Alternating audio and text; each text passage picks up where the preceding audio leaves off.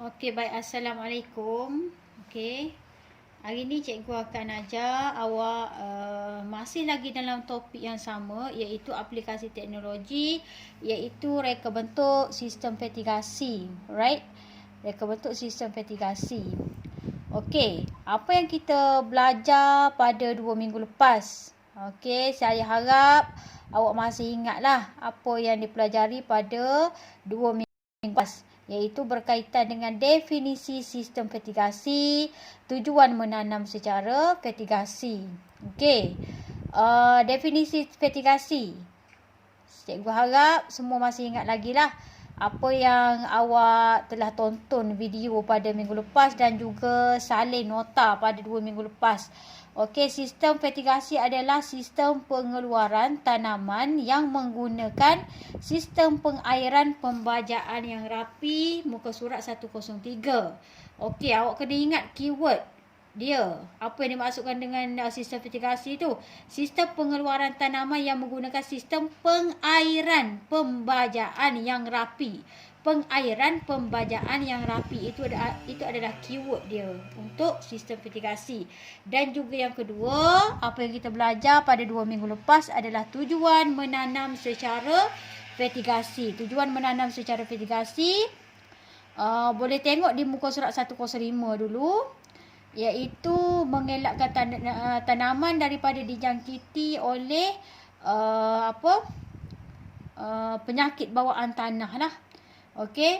Yang kedua, memudahkan pengawalan serangga dan perosak tanaman. Yang ketiga adalah pemberian baja lebih berkesan kepada tanaman. Itu adalah tujuan menanam secara petigasi. Okey, untuk hari ni awak boleh rujuk di muka surat 106 lah. Okay? Dan muka surat 106 ni, apa yang cikgu nak ajar pada hari ini adalah kaedah penanaman petigasi di Malaysia. Kaedah penanaman petigasi di Malaysia. Penanaman petigasi di Malaysia menggunakan dua kaedah penanaman, iaitu penanaman struktur perlindungan hujan ataupun dipanggil juga SPH, dan satu lagi penanaman tanpa struktur perlindungan hujan atau secara terbuka. Okey, kita tengok satu persatu. Alright? Tengok satu persatu. Yang pertama adalah penanaman menggunakan struktur perlindungan hujan. Okey, kita baca sama-sama. Penggunaan SPH dapat melindungi tumbuhan daripada hujan lebat dan pancaran cahaya matahari yang terik. Sebab apa? Sebab apa dia boleh melindungi tumbuhan daripada hujan lebat? Sebab ada bumbung. Okey? Awak boleh tengok gambar foto 5.1. Ini adalah struktur perlindungan hujan. Ada bumbung. Okey? Sistem petigasi, dia punya kaedah yang pertama adalah struktur perlindungan hujan. Ada bumbung dan juga ada dinding yang kali serangga ni lah, dijadikan sebagai dinding. Okey. Sambung lagi. Bumbung SPH biasanya diperbuat daripada bahan plastik yang mempunyai lapisan perlindungan ultraviolet ataupun dipanggil sebagai UV.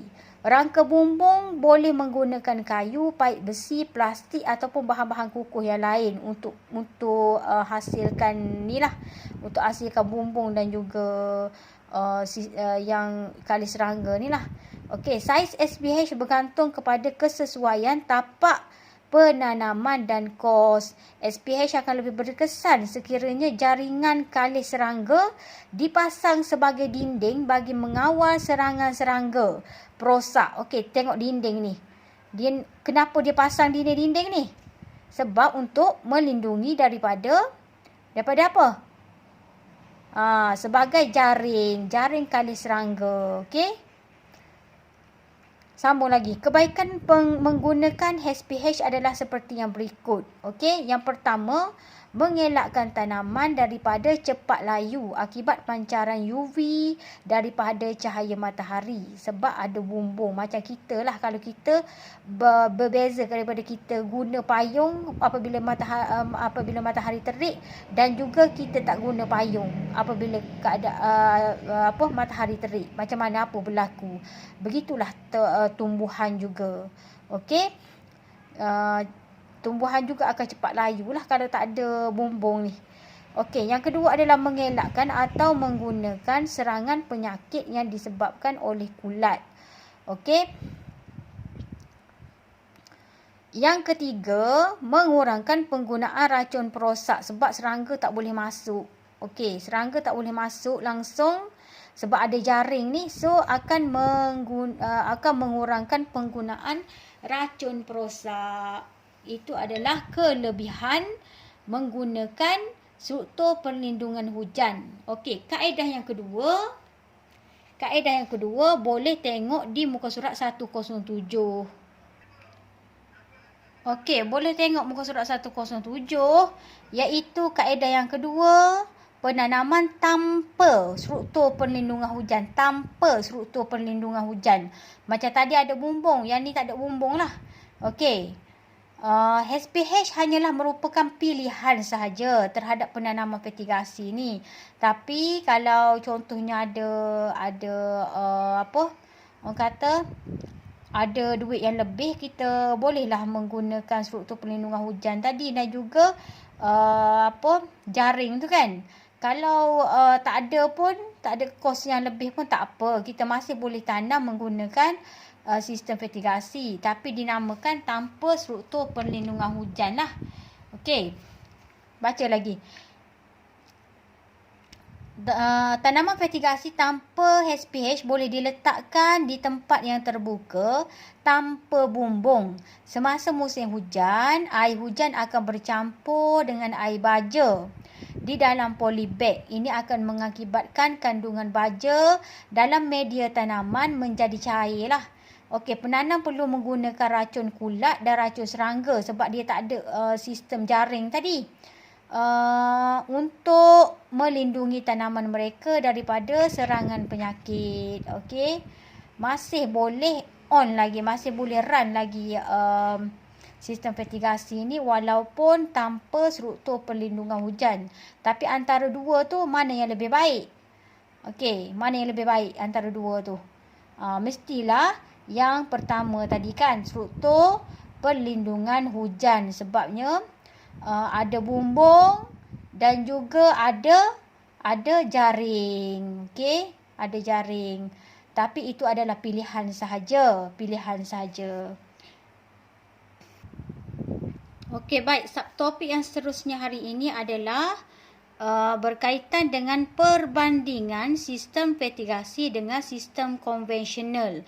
Okey, ini adalah jadual 5.1, jadual perbandingan sistem fertigasi dengan sistem konvensional. Soalan ni adalah soalan sangat familiar yang selalu ditanya kalau dalam peperiksaan lah, tak kira dah dalam peperiksaan ataupun ujian.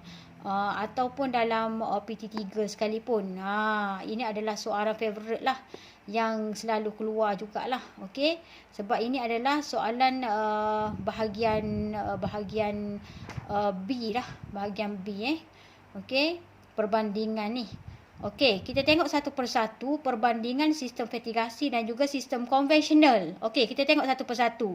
Yang pertama, perbandingan dari segi jenis tanaman.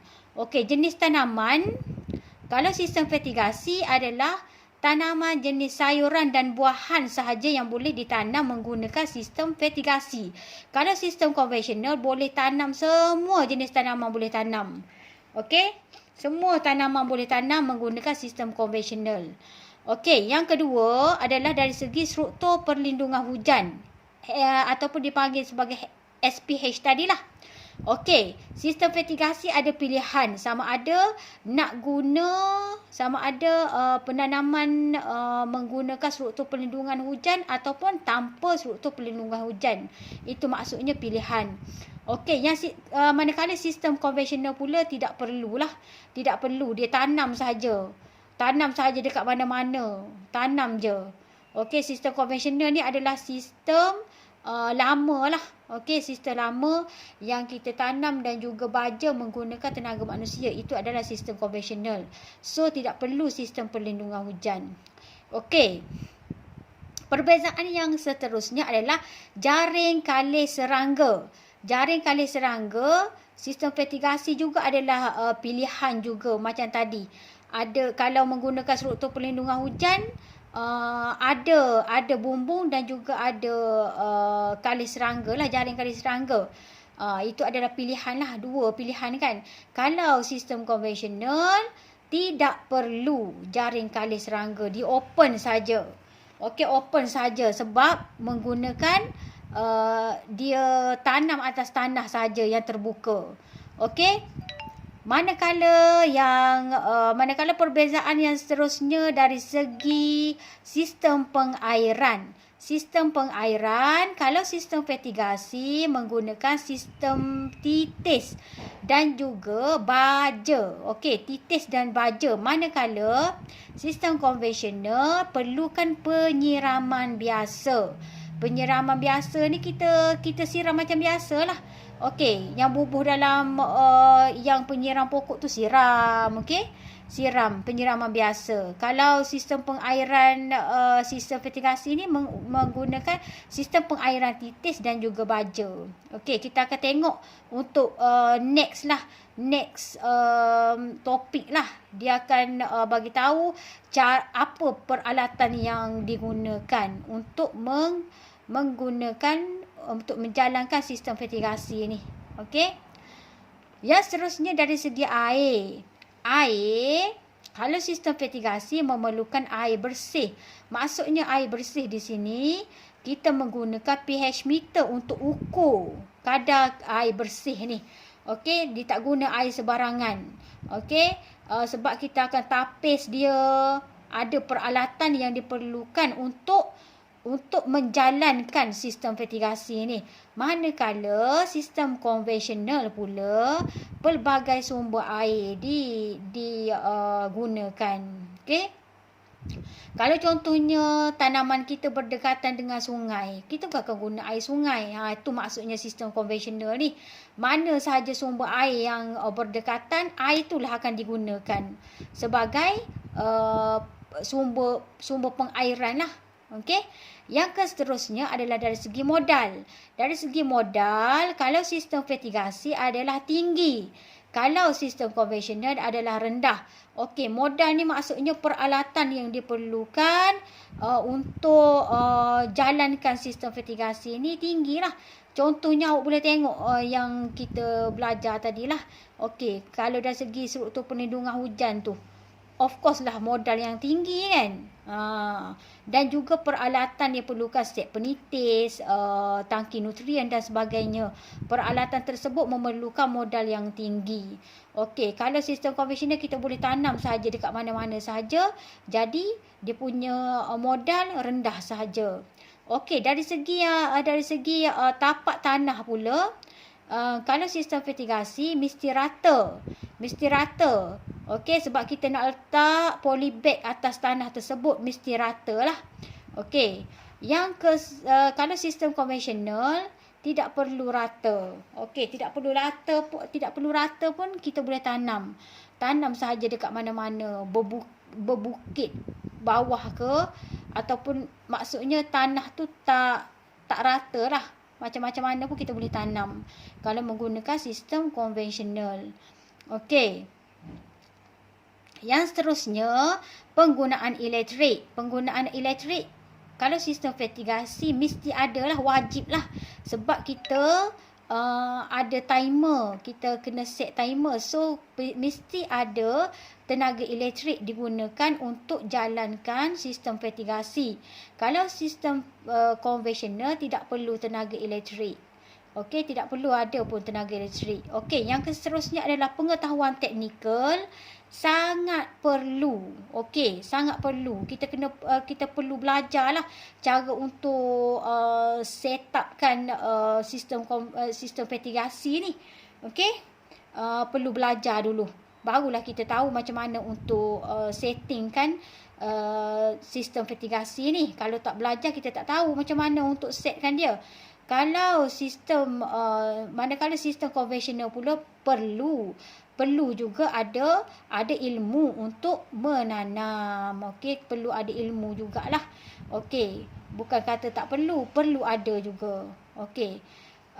Dari segi yang keadaan tanah pula, keadaan tanah pula, sistem fertigasi tidak penting. Sebab apa dia tidak penting? Sebab dia bukan ditanam di atas tanah. Sebab itulah maksudnya sistem fertigasi ni keadaan tanah dia tidak penting sebab dia tak tanam atas tanah, ditanam dalam polybag saja. Okey, manakala sistem konvensional pula adalah memerlukan tanah yang subur. Kalau tanah dia tak subur, tanaman pun cepat rayulah, cepat matilah. Sebab tu perlukan tanah yang subur untuk menanam tanaman kalau sistem konvensional. Okey. Yang seterusnya adalah kos operasi. Kos operasi rendah. Rendah ni maksudnya untuk operasikan dia dari segi tenaga manusia lah. Okey, kita tak perlu upah lagi tenaga manusia. Lepas kita setkan dia, lepas kita dah siap semua, modal memang tinggi. Tapi kos operasi rendah. Dah siap semua, kita tak perlu lagi untuk upah tenaga manusia untuk jalankan sistem fertigasi ni. Sebab dia boleh mengairi dan membaja secara serentak. Sebab kita ada timer, masa. Kita boleh set walaupun 1 ekar tanah. Walaupun 1 ekar tanah pun kita boleh setkan dia. Dia akan membaja dan juga mengairi secara serentak. Okey, manakala kalau sistem konvensional, kalau tanam atas tanah ni, kalau nak membaja ataupun nak mengairi tanaman, haruslah wajib, kalau contohnya 1 ekar, kita memerlukan tenaga manusia beberapa orang untuk tolong kita lah. Kita tak mampu kan, kalau contohnya 1 ekar tanah untuk membaja dan juga mengairi, kita tak mampu pun untuk buat sorang-sorang. Sebab itulah dia punya kos operasi adalah tinggi. Okey. Manakala risiko penyakit pula sistem fertigasi adalah rendah. Sebab kita tak tanam atas tanah. Jadi bila tak tanam atas tanah, maksudnya tak adalah tanaman dijangkiti oleh kulat ataupun penyakit bawaan tanah tu. Jadi mengurangkan risiko penyakit. Dan juga kalau kita gunakan HPH tadi, ada jaring yang mengelakkan daripada serangga masuk. So risiko penyakit juga adalah rendah berbanding dengan sistem konvensional yang tanam secara terbuka. Jadi risiko penyakit dia adalah tinggi. Okey, yang terakhir adalah dari segi keseragaman pokok. Keseragaman pokok ni, kenapa sistem fertigasi dia membesar dengan seragam? Sebab apa? Sebab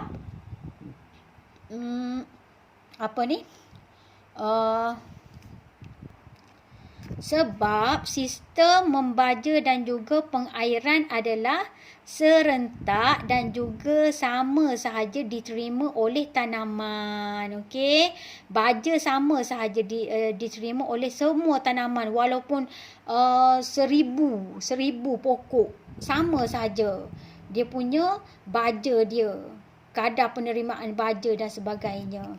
Okey, manakala sistem konvensional tidak seragam, membesar tidak seragam disebabkan oleh contohnya macam kita upah 10 orang pekerja contohnya. Okey, tak semestinya semua pekerja tersebut memberi baja sama sahaja. Kadang-kadang ada yang terima baja lebih, ada yang terima air lebih, ada yang terima air kurang, ataupun kadar sinaran matahari pun, kadar terimaan sinaran matahari pun tidak sama. Sebab tu dia tidak membesar secara seragam. Okey, kalau kita menggunakan sistem fertigasi, hasilnya adalah seragam sahaja dan juga banyak boleh banyak hasil yang kita dapat berbanding dengan sistem konvensional ni. Okey, setakat ni faham tak? Okey. Saya harap apa yang penerangan yang cikgu bagi ni awak boleh faham. Dan juga kalau faham, cikgu nak awak buat nota ringkas lah. Nota ringkas berkaitan dengan kaedah penanaman fertigasi di Malaysia dan juga perbandingan sistem fertigasi dengan sistem konvensional ni. Okey, kejap lagi lepas tulis nota, saya akan bagi tugasan dekat awak lah. Akan bagi beberapa latihan untuk awak buat dan juga lepas siap hantar kepada cikgu, cikgu akan buat semakan untuk markah PBD awak. Okey, saya rasa itu sahaja daripada saya. Next kelas kita akan sambung dengan cikgu praktikal lah. Cikgu praktikal yang akan ambil alih kelas awak untuk tajuk subtopik yang seterusnya. Okey? Okay, Assalamualaikum warahmatullahi wabarakatuh.